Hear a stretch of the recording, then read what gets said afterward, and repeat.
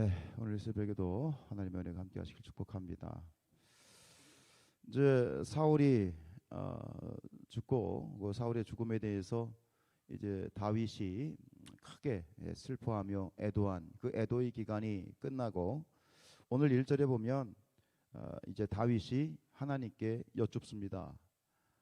다윗이 여호와께 여쭈아르되. 그런데 참 놀라운 거는, 그리고 감사한 것은, 여기서 하나님께 엽주다, 하나님께 아뢰었다란 말이 두 번이 나옵니다.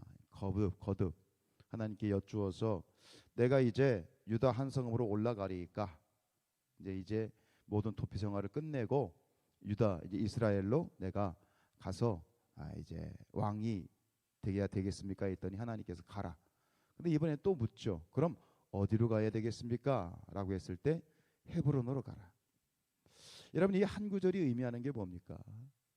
이것은 다윗의 회복을 의미합니다. 그죠? 앞에서 이제 그 블레셋의 망명을 갈 때 다윗이 블레셋에 이제 망명을 갈 때 하나님께 묻지 않았어요. 그로 말미암아 다윗은 큰 위기를 두 번씩이나 만나게 되고, 결국 그 두 번씩의 위기 속에서도 하나님께서는 이 다윗을 회복시켜 주셨는데, 바로 이것이 그걸 의미하는 거예요. 가장 이상적인 신앙의 태도죠. 하나님께 묻고 하나님은 응답해 주시고, 우리 사랑하는 성산의 모든 가족들의 삶 가운데 이런 은혜가 있기를 축복합니다. 무슨 일을 하든지 크든 작든 먼저 하나님께 여쭈어 봐야 돼요. 내 생각, 내 계획이 아니라 하나님께 먼저 여쭙는 거죠. 여쭙고 그것에 대해서 하나님의 인도함을 믿고, 그리고 여쭙고 나아가게 될 때에 그 방향이 어디로 가든지, 이게 순리대로 내가 뜻대로 풀리든지 아니면 막히든지, 그 또한 막혀도 하나님 뜻이고 풀려도 하나님 뜻이다. 왜? 하나님께 내어 맡겼으니까, 하나님께 기도했으니까, 하나님 이끌어 주실 믿으니까. 이게 바로 신앙의 가장 아름다운 전형적인 그런 신앙적인 태도인데, 이런 단순한 어떤 신앙적인 원리가 우리의 삶 가운데 이루어지지 않아요. 참 쉽지 않습니다. 그냥 내 생각이 앞서고 내 뜻이 앞서고 내 감정이 앞서고 그런 것이 우리의 모습인데, 자꾸 매일마다 경건의 훈련이란 무엇이냐? 그것은 하나님께 묻는 것이다. 묻고 응답을 받고 나아가는 것이다. 그래서 이제 헤브론으로 가게 되는데, 이제 지금 이 헤브론으로 올라간 이 시점이 언제냐? 다윗이 이제 기름 부음을 받은 지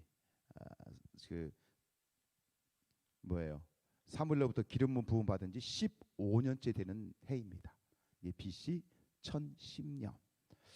다윗은 자기가 원하기만 하면 이 15년의 세월을 단축시킬 수 있었습니다. 말이 15년이지 뭐 길다면 길고 또 짧다면 짧은 시간일 수 있지만 15년은 그렇게 녹록한 시간은 아닙니다. 15년, 그 중에 약 10년을 다윗은 도피 생활을, 정말 죽을 고생하면서 도피 생활을 했어요. 다윗은 자기가 원하면 그 도피 생활의 기간을 단축시킬 수 있었어요. 두 번이나 사울을 죽일 수 있는 결정적인 기회가 있었잖아요. 그럼에도 불구하고 다윗은 그렇게 하지 않았어요.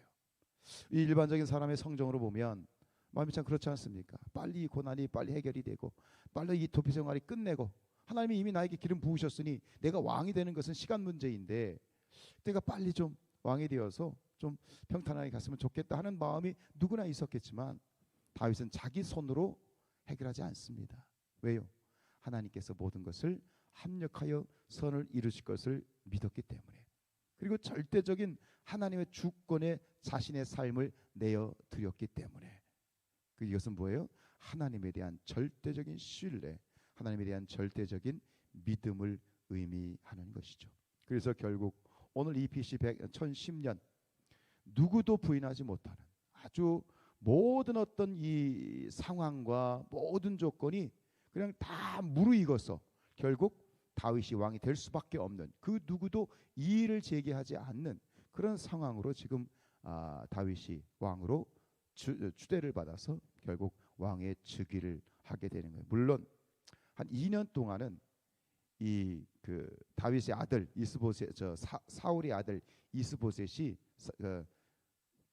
이 경쟁 구도로 가요.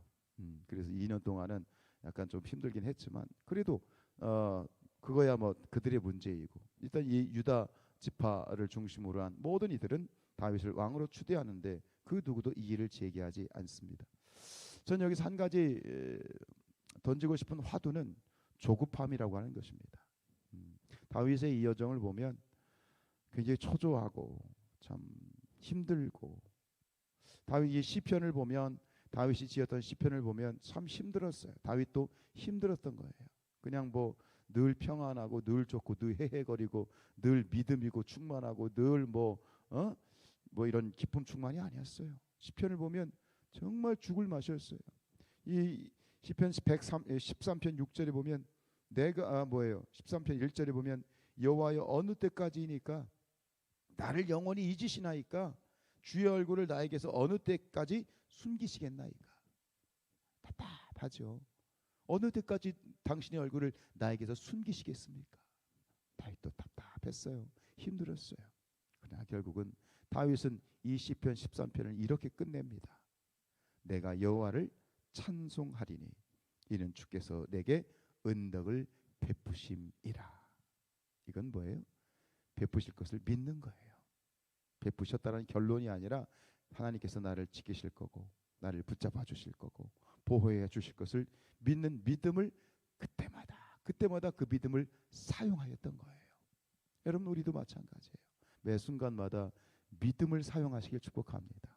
그냥 속에다가 꽉 집어넣고 금고로 잠가놓지 말고 하나씩 믿음을 꺼내어서 그 믿음의 티켓을 사용하시길 바랍니다. 이 믿음의 티켓 어떻게 그 믿음의 이 분량에 찰까요? 늘 기도해야 되죠. 하나님만 바라봐야 되죠. 그 상황 가운데서 우리가 믿음의 이 카드를 들어 사용해야 되겠죠. 성경에 보면 이 하나님을 신뢰하지 못함으로 결국은 큰 실수를 저질렀던 이야기들이 많이 나옵니다. 결국은 이 조급함이라는 건 뭐예요? 그것은 하나님에 대한 불신이죠. 특별히 우리 믿는 자들은 더 그렇지 않습니까? 조급함, 뭔가 초조하고 조급한 것. 결국 그 조급함에 지배를 당하는 건 뭐예요? 그것은 불신이에요. 하나님에 대한 믿음이 희박해져 있는 것이죠. 그래서 그런 말미암아서 조급할 때 결국은 세상 삶도 마찬가지겠지만 우리 신앙에서도 큰 실수를 저지르게 되는 것은 뭐 사울도 마찬가지예요. 사울도 결국은 이 통치 2년이 그 사무엘상 13장에 가면 통치 2년이 되었을 때 결국은 사울은 추락하기 시작합니다. 그 이야기는 뭐예요? 블레셋과의 전투에서 이제 지금 굉장히 위기를 만났어요. 그때 병사들이 막 이탈하기 시작해요. 마음이 초조해져요.